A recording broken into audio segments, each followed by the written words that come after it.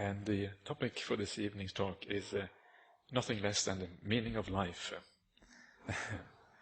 And it sounds like a very kind of highfalutin title, but actually it's the reason I choose this title is because Buddhism has a lot to say about this question. This question which philosophers have argued about over thousands of years, centuries, and nobody really seems to get a grasp on, which we all probably think about from time to time.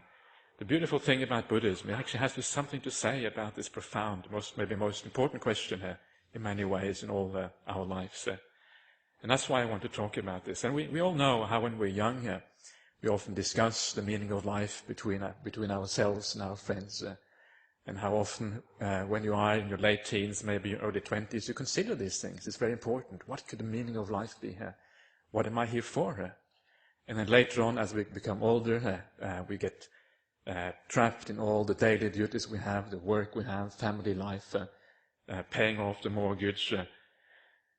All these other things become so important in our lives that these big questions, like what the meaning of life is, becomes lost because of all these daily activities that we have. But actually, when you think about it, it's actually a very important question. Because if you can come to some kind of understanding what the meaning of life is, then of course all the other things tend to fall into place. It like gives you the overall picture. It gives you kind of the grand scheme of things. And everything else in life becomes quite obvious and clear what you should be doing. And when you're young, when you're just setting off on life's journey, you have to decide what sort of schooling you want to do. You have to decide the kind of career you're going to have. You have to decide if and with whom you're going to get married, what sort of lifestyle you want to lead, what religion you're going to choose, if any religion, what you're going to believe in, basically. What is this all about?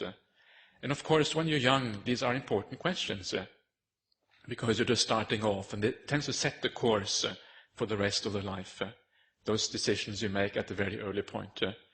And of course, if you then can have an answer, some idea what the meaning of life is all about, then suddenly all these other things tend to fall into place, and it becomes quite much more easy to decide on all these grand questions in your life, because you have an overall understanding what this existence of ours is all about. But as I said, usually we forget about this after a while. We forget asking this question because we think there's no answer to this question. We think that somehow this is beyond our ability to understand what the meaning of life is all about. And one of the reasons why we fail to find the answer to this question is simply because we look at it in the wrong way. And very often the way that people look at this question, what is the meaning of life, they tend to look at what is the kind of the purpose of our society. Where is the universe going? Are we going towards some kind of harmonious, ideal society sometime in the future where we're all going to be happy, all be sort of rejoicing together in harmony? And you can read many books about these kind of theories of how we're all sort of moving forward. We're all developing in a certain direction, and eventually we'll reach a certain point when things are just right or just wrong, or right for some people and wrong for others, or maybe right for everybody here. And this is a kind of, we look at the kind of grand scheme of things. Where is this universe going? Where are we all going with this universe? Where is society developing? Are we going in the right way? And from a Buddhist point of view, that is the wrong way to look at it. If you look at it that way, you're never going to find an answer to the meaning of life. Is it the case that we're all moving in the right direction, that we're all going somewhere, that the society is moving towards some kind of ideal, some kind of harmony, where we're all happy and all rejoicing and living in harmony with each other? Is that really the case? And from a Buddhist point of view, the reason why we even tend to think this way in terms of society as a whole going somewhere, the reason we think this way in the first place, there's two reasons, I think, at least that I can think of. And one is this sense of self that we have. Because we have a sense of self, that I am somebody, there's something permanent in here, which is me. I am this, I have a self. It gives us a sense of self-importance. We are somebody here. We are something which lasts in this universe, which moves on through all these changes in the universe. And because of that, because we are somebody, we are something important, that means there must be a reason for this whole existence of ours. We must be like a small cog in this grand universe which moves towards the omega point, the final destination of all of us, which is so important. Otherwise, why do we exist? Why are we something special? Why do we have this unique existence of ours unless there is a purpose for it? So the sense of self, this kind of immediate feeling that we are somebody, gives us a sense of self-importance, which makes it natural to think that this universe is going somewhere. We are also going somewhere.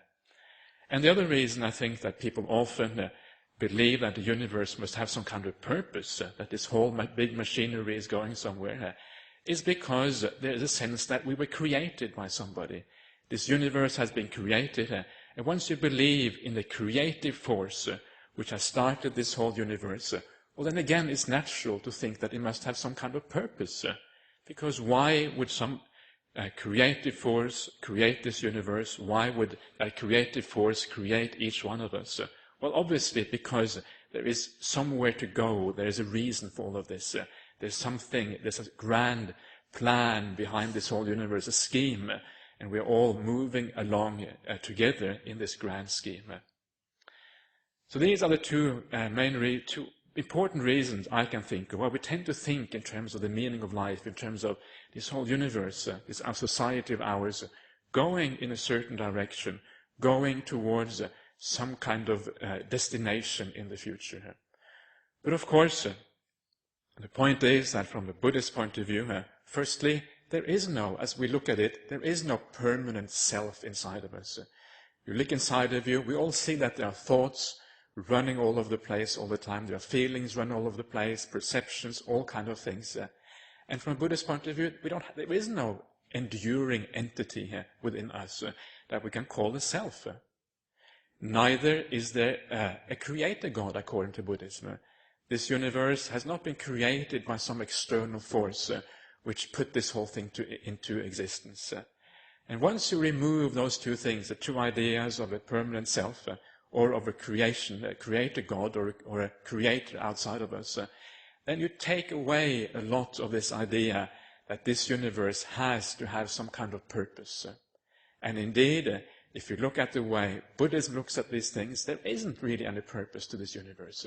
This universe just goes on according to causes and conditions, moves on from eon to eon, universe to universe, round and around. It's more like, if you want to put any name on how this universe evolves, it is more according to cycles, universe after universe, eon after eon. And the same thing is also true for our individual lives. From a Buddhist point of view, our individual lives also, birth, old age and death, followed one after the other, again and again and again. It's a cyclical existence, going round and round and round, often doing the same things again, life after life. And when we see this again, we realize that this is the way Buddhism look at these things. Not that there is some kind of ultimate purpose, somewhere we're all going, but that there is a cyclical existence in this thing here. So once we understand this, we can discard, or not discard, maybe we can put less faith in this idea that the universe is actually going somewhere here, that we're all moving towards some kind of perfect society or anything like that. And we have to look for the purpose of life, the meaning of life, somewhere else. And the way that I would ask what is the purpose of life, instead of the meaning of life, let's say instead the purpose of life. The way to look at it instead is to look inside ourselves and ask us, well, what is it that we all desire? What is it that we all want?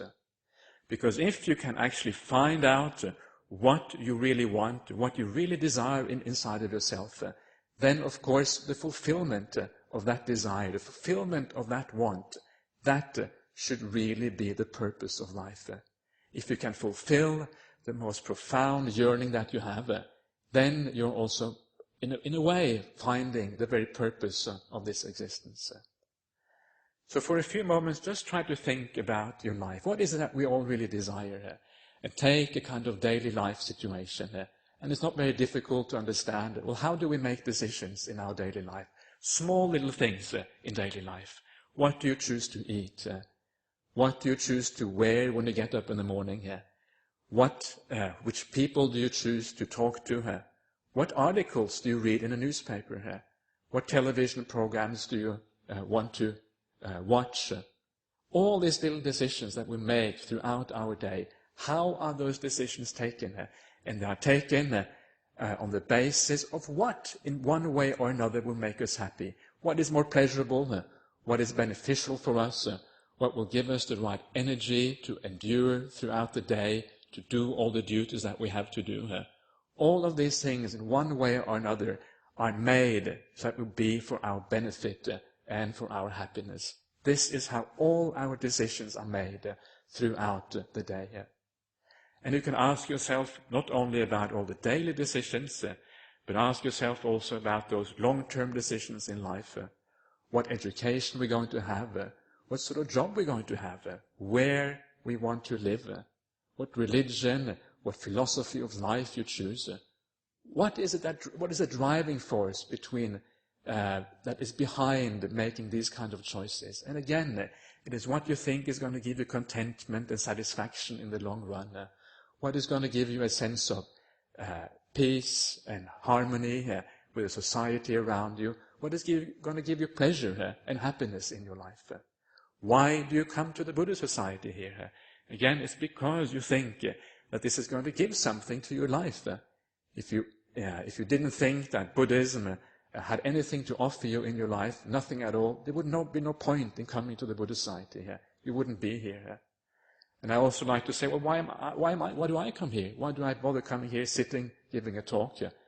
And again, the reason is the same. I believe that in the long run, it's going to be beneficial for me here, and also maybe beneficial for some other people who come to these talks. And that's why I do it, because I think there's going to be a benefit out of that.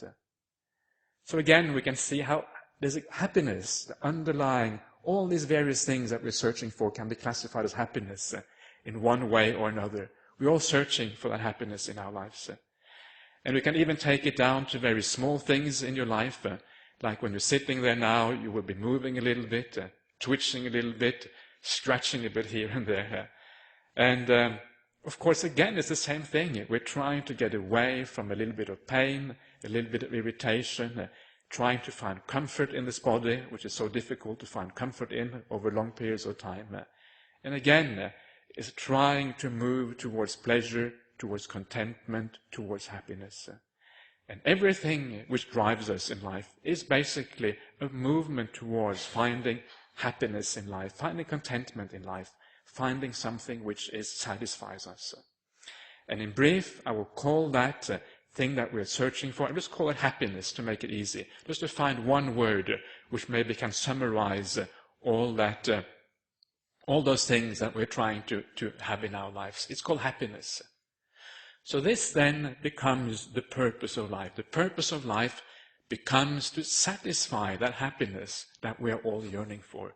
This is what life is all about. And it becomes very obvious when you think about it. This actually is the purpose of life. The reason that we often forget about the fact that this is the purpose of life is because this idea of happiness seems so elusive. It's so hard to get to. It's so hard to really know what this happiness is. And even if you know what it is, it's very hard to actually get hold of it. And that is why often we forget about the fact that this actually is the purpose. But by looking inside your mind, looking at what you really want in your life, it's not that hard to see that this is where we all want to go. And the problem that arises at this point, once we realize that we want to be happy, is, well, what actually is that happiness that we really desire? It can be so hard to understand sometimes, because there are different types of happiness. Sometimes there are the pleasures of life, going to the movies, eating nice food, relationships and all these things. And then there are other types of happiness, the happiness of being peaceful, of being tranquil, of a sense of contentment, of the joy in the mind that we can sometimes have. And this is, in a sense, another type of happiness. So where should we actually seek for happiness? We know we want to be happy, but what really is this happiness? And because we know that even though everybody out there in one way or another is pursuing that happiness, very few people actually ever really get it. People are still depressed, People are still down, they're still grieving over lost friends and relatives. And very often they don't find that really peaceful, contented, joyful happiness which is on offer in this life. And the reason is because they're looking in the wrong place. And I will illustrate for you one important distinction that the Buddha made in these types of happinesses. He made a distinction between what we might call worldly happiness and, on the other hand, spiritual happiness. These are the two main distinctions, maybe, that the Buddha can be said to have made. And I have talked about this here before, but I find it such an interesting topic that I want to talk about it again. So what is the difference between the worldly happiness and the spiritual happiness? And the worldly happiness is all the happiness of the senses, the five senses, that we get from seeing things, hearing things, touching things, etc.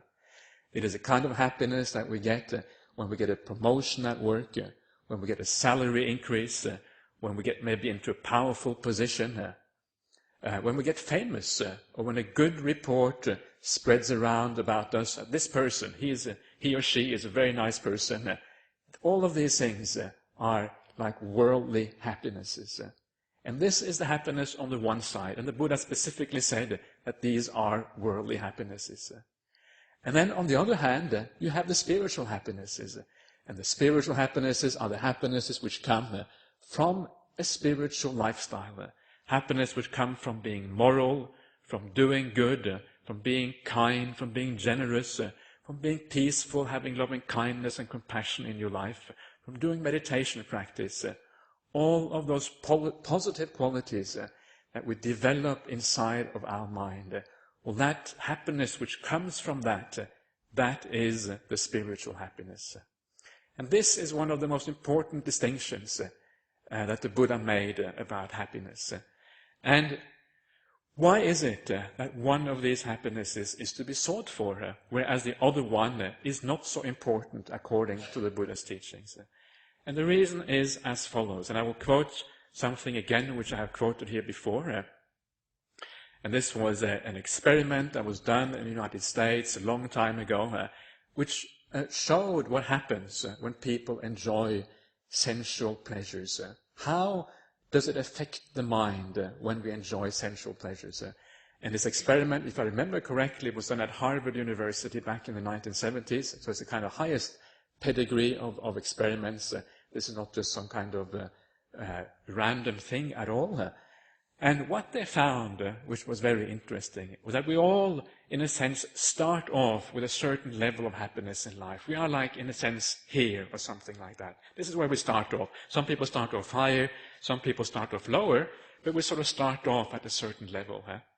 And then, when we have an experience of some kind of sensual pleasure, say a meal, or we go to see a nice movie or something, then there is like a little peak experience up from that plateau where we're normally at. Peak experience comes, and soon after we had that meal, soon after we've seen that movie, it comes down again. And this is what happens with sensual pleasures. And then when it comes down again, it comes down exactly to where it was before. This is the extraordinary thing. We're searching for these pleasures, but always, when it's over, it comes back down again to exactly where it was before. Or take a larger thing in life. You get a new house, you get a new car, something which may be much more important in your life, and the happiness you get lasts a little bit longer. You start off again where you were before. The happiness goes up. It lasts for a while, but slowly but surely the excitement of that new house, that new car, comes down again. Down, down, down. After a few weeks, after a few months, you come down again, all the way down to where you were where you were before.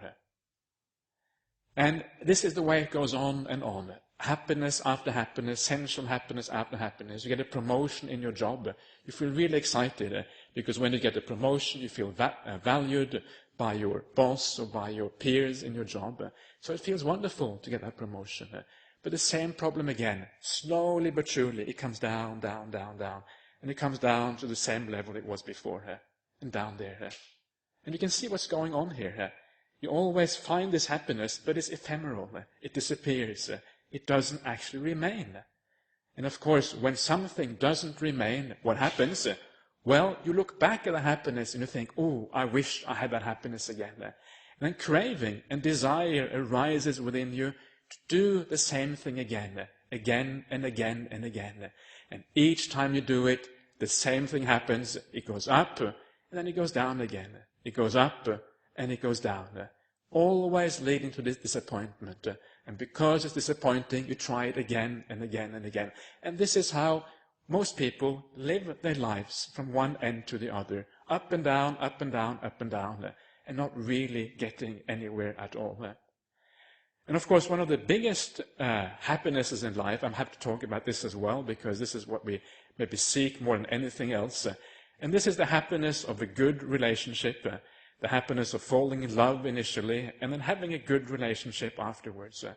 But even this idea of falling in love, it is something which is maybe some of the highest happiness that some people experience, and yet even that comes down again after a while.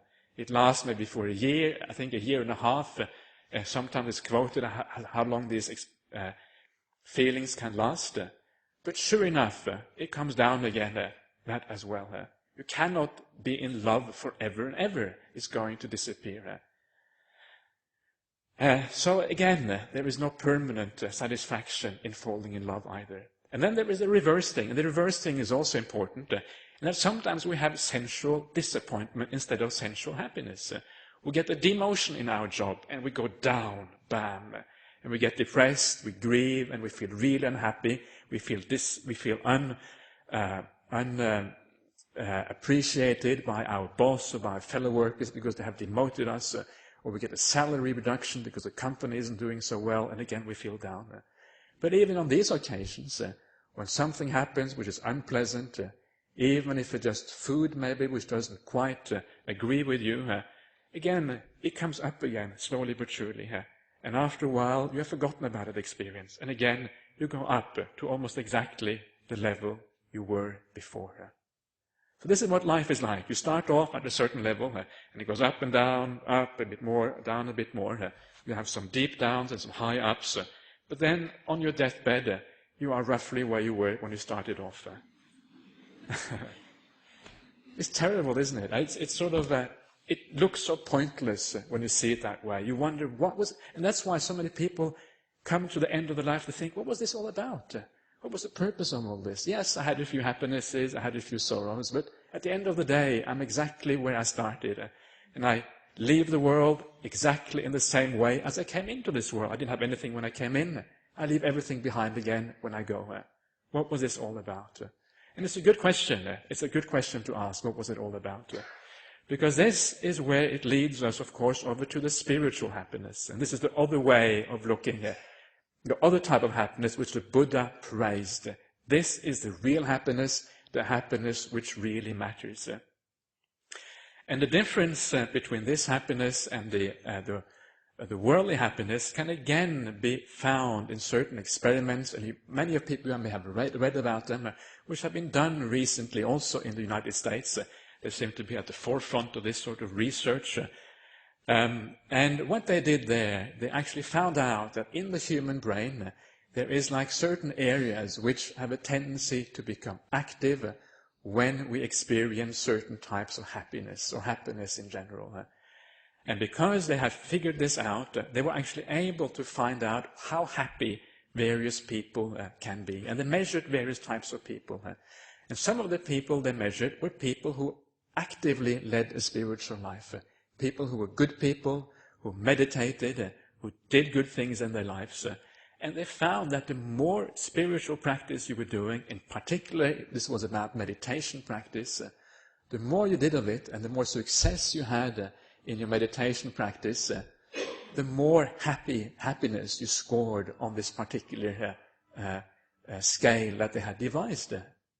And that was an amazing result. It was an amazing result that the real happiness, and the point about this happiness is not a happiness which fades away. This was, remember, they were actually put under certain brain scanning machines, all kinds of electronic equipment.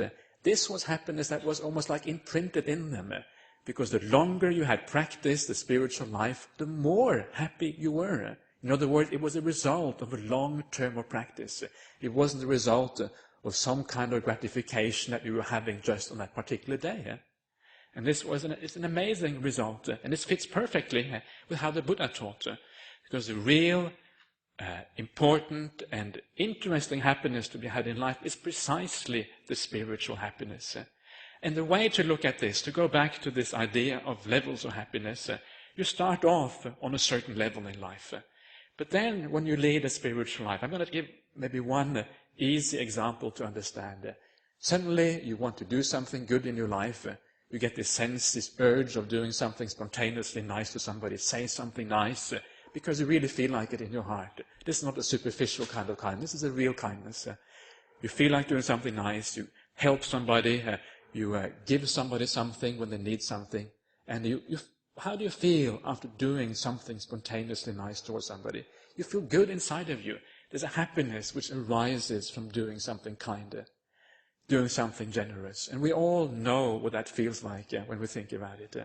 And that is it's a little bit like the sensual happiness. It's a peak experience there. It's a different type of happiness, but there's a happiness nonetheless, a kind of peak experience which comes with that kind action. And then afterwards it comes down again. But when it comes down again, it doesn't come down precisely to the same level it was before. It leaves a little residue inside of the mind. And that is the important difference between the spiritual happiness and the worldly happiness. The spiritual happiness leaves a residue in the mind, so the mind is lifted up a small stage. Each time you do something good, the mind is lifted up a tiny fraction. And this is exactly the same thing which happens if we are virtuous, if we are kind and good people who do the right thing in the world. Every time we do something good, every time we decide that we're going to be nice and kind, we are slowly but surely lifting up our mind, step by step, stage by stage. Each time we do a meditation on compassion, on loving kindness, we become more peaceful, and we have a general good feeling for the world. We are lifting our minds up, stage by stage by stage. And of course, you can see what happens here. If you keep doing this over time, instead of getting this flat curve, which starts off here and ends up over here at the end of your life, you get an inclination going upwards, lifting yourself up, going higher and higher and higher. Of course, sometimes we're going to fail. We're not always going to be able to be kind and generous and do the right thing. Sometimes it's going to go wrong. And of course then, instead of pointing up, we're pointing a little bit down. So it also goes a little bit down. But then we catch ourselves and we start to go up again. So the difference then between the sensual happiness and the spiritual happiness is that if we practice the spiritual happiness in a successful way, we are going to actually lift ourselves up, lift our mind up, stage by stage, going upwards and upwards and upwards. And of course, when you come to your final days, when your time comes to lay down your body and say goodbye to this world, you are on a different level from where you started off when you came into this world. And that is the beautiful thing about the spiritual happiness. It takes you somewhere. When you look back, you say, wow, this life was really worthwhile because I've gotten somewhere. I've changed myself for a better person. I'm happier, more content, more satisfied with my life now than I was when I came into this world. I've gone somewhere. And on the way, because I have been kind and good and generous person, on the way, I've also helped other people, done good in this world, and brought other people with me on this beautiful spiritual journey, which actually takes us somewhere. So now you can start to see here what this life is all about. This life is all about to find this true kind of happiness, this real satisfaction which can be gained by practicing a spiritual life, practicing good, doing what is right, so we can actually go somewhere in our life. We can actually take ourselves somewhere and end up in a different place from where we started off. That becomes the purpose. That becomes what life is really all about, ultimately. So this is the Buddhist answer to this question. What is the meaning of life? What is the purpose of life? So why is it then? One of the things I want to ask also is, why is it then that so many people, they may hear the Buddhist teachings, they may hear the sort of things that I'm saying tonight, and I'm certainly personally convinced that this is a very valid way of looking at the world. And you may agree with me that this is a valid way of looking at the world. And yet, why is it that many people, they hear the Buddha's teachings, they hear other good spiritual teachings, and yet they turn their back to these things? They don't actually understand it.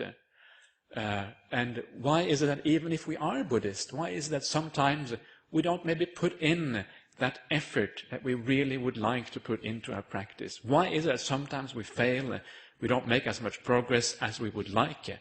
Why is it that even in monastic life, sometimes I sit in my kuti and I wonder, why am I not putting in more effort into my practice? Because sometimes it happens with all of us that we could put in more effort into our practice. And I think one of the answers to this is, again, like I started off talking about, is this idea of a self inside of us. And the problem with the idea of a self inside of us is that we have a sense of permanence inside of us. We have a sense of who we are. And because we have this sense of permanence inside of us, it is often very difficult to understand that it is possible to change around, to become very different from what we already are. And because we are not able to see fully that potential for change, potential for transformation inside of us, that is often the reason why we maybe neglect and don't put in sufficient effort in our life to actually transform ourselves. And the way to understand this is that if you look inside of yourself, you see, well, this is who I am. This is me. And the way you feel about yourself, the way you think about yourself, this is you, right? This is how we think we are. And one easy way of seeing this, for example, if a person gets very depressed, what happens if people get very depressed? Or they grieve a lot because they have lost somebody close to them? Sometimes people commit suicide because of those things. We see this all the time. Why do people commit suicide? Because they think that this is like a permanent condition. They're not able to see here that this is temporary here, and that one day they will get out of this problem, out of this suffering in their lives. And this is the problem that we often have in our lives. We tend to see our present state as permanent, as something which is there. And of course, if you are depressed and you think it's permanent, you get into a very kind of hopeless situation. So one of the most important things, therefore, always to tell somebody who is sad, or who is depressed, who is unhappy, is always to say, well, remember, this is impermanent. This too will pass, as Ajahn Brahmali would always say here. And that is one of the most important things to remember here. And this is also important to remember on the spiritual path itself, that this, the way I am now, is not permanent. I don't have to be this way I am now. I can change. If you take the idea of a self completely out of the equation, and you realize that we are conditioned beings, external condition work on us, then suddenly you take away the limits of potential for change. Suddenly there is no limit anymore for how much happiness, how much contentment, how much peace, how much satisfaction you can find in your life. That limit is taken off. And suddenly you start to understand the potential of the spiritual life is enormous. It is very likely to be beyond every one of us here's wildest dreams what is possible to actually attain in this spiritual life. That is what is at stake. It's something truly marvelous. The end of all suffering, the highest possible happiness, nibbana, that is what really is at stake with this spiritual life. So be careful in believing too much in the way that who you are now, this person you are now, this is going to last. There is enormous potential there. And when you read what the Buddha taught, when you see maybe other people who have practiced for a long time, you can sometimes infer that there is something there which is available, something much higher, something which we all can attain if we put in the right effort. And that is, so don't allow this illusion that we call in Buddhism, this illusion of a permanent self inside, don't allow that to stop you from attaining your potential, from moving on. Remember that the potential for change is almost unlimited. So that is essentially my talk this evening. It's about the purpose of life. And the purpose of life is to find that satisfaction, the happiness that we're all yearning for, that we're all seeking for, but which so many people find so difficult and so hard to really understand. That is where we have to look. And if we look towards the Buddhist teachings, that is, in my opinion, the best place to look if you want to find that sort of complete and final satisfaction in your life. Okay, that is the talk.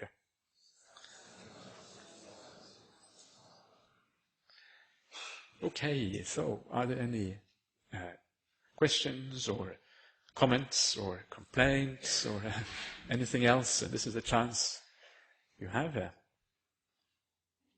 Yes, at the back there.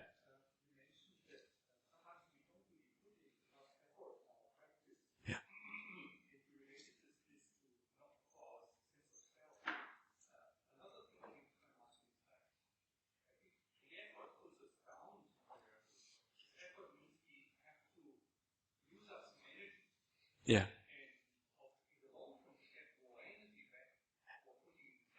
Mm. Right.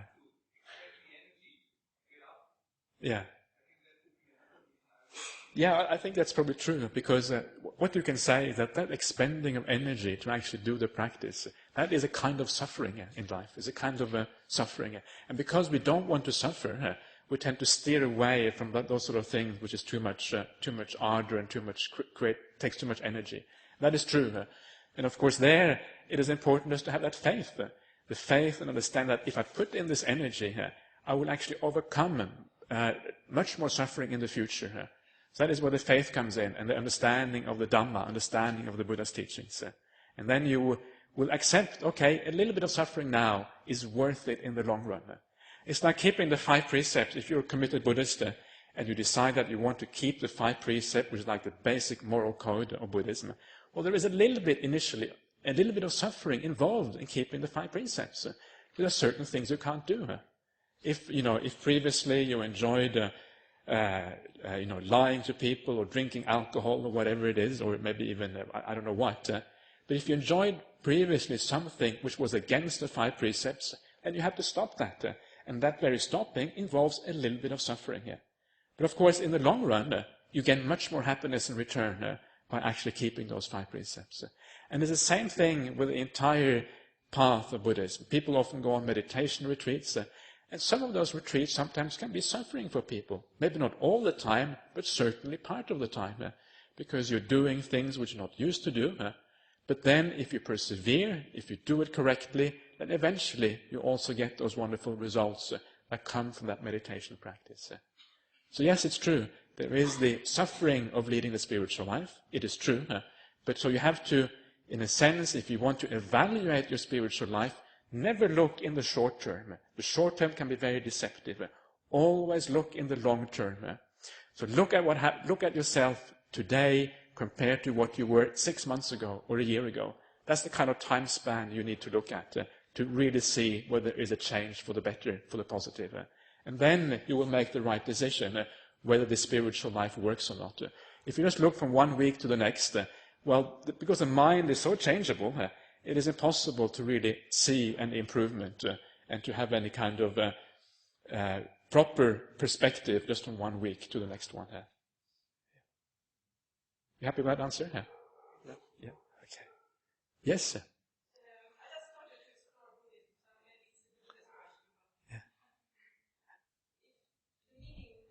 Mm.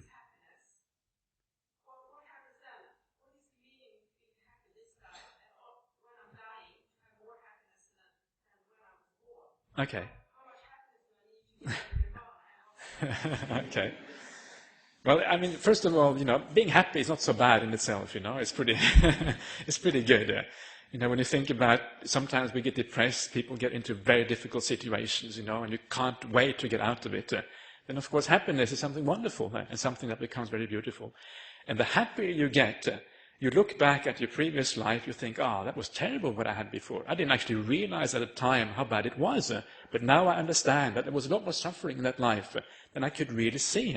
And the reason is because the suffering is so close to you, the life is so close to you, you don't really fully understand it. So the higher up you get, the more higher you still want to go. So eventually you go from life to life. Maybe you feel happier in your future life. Sometimes happiness is the wrong word, because sometimes what we're seeking is really contentment and peace, because these are actually more profound and deeper senses of happiness than just pure kind of excitement or whatever. But each life you can build on what you did in the previous life. You can even end it in this life if you really work really hard. But if you have to, you go on in the future lives, from life to life, going higher and higher. And the ultimate goal is Nibbana or Nirvana. And this is the highest happiness according to Buddhism. And I think almost everybody, I think, would agree. Why shouldn't we have the highest happiness? If the highest happiness is there to be attained, surely that makes sense to actually go for that goal of the highest possible happiness. So that is what it's all about, basically. Yeah. Please ask beginners questions. There's no shame in that. There are many people here, I'm sure, who are come for the first time. So don't be frightened of that. Yes.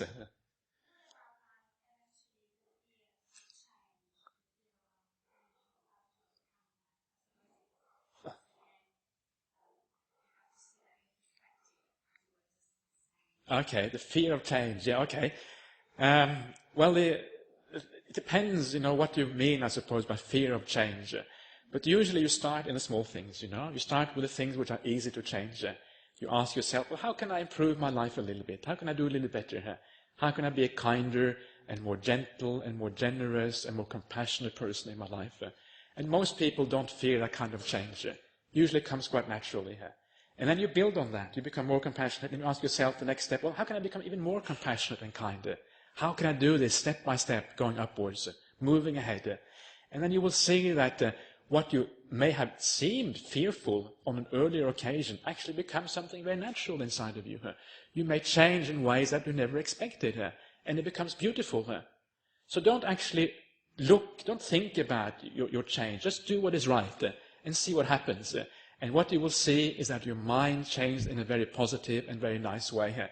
And I can almost assure you, you're going to be very happy with that. It's not something you're going to regret. But don't worry about the mind. Just do what is right and see what happens. If you have big problems, you can always go and ask Ajahn Brahmali. Don't ask me. See how it goes. Okay. Anybody else want to ask anything here? Yes, at the back.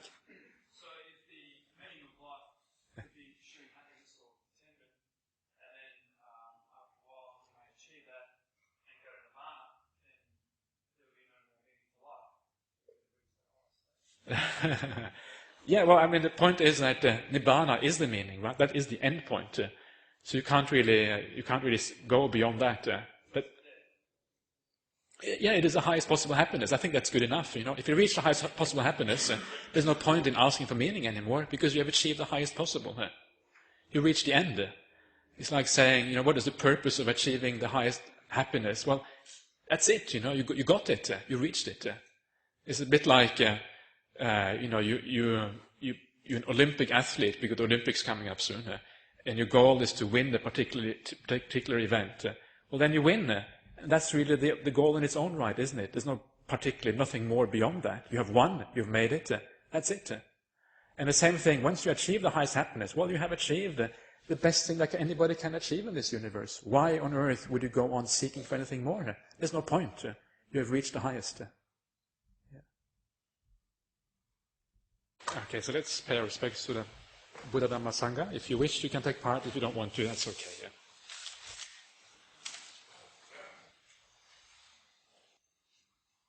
Arahang Samma Sambuddho Bhagava Buddhaṃ Bhagavatam Abhivade Svakato Bhagavata Dhammo Dhammang Namasami Supatipanno Bhagavato Savaka Sangho Sangha